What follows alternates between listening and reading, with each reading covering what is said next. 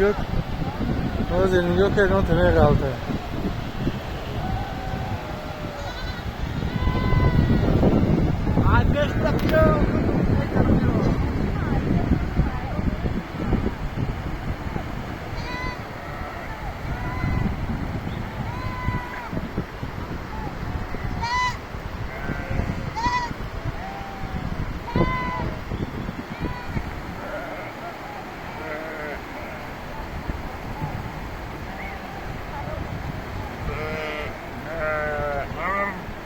شو مشغول نگاه میکنه زن کردم.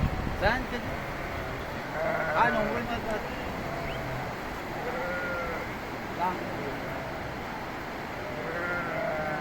برای تا شو هم میگی سگوی فردا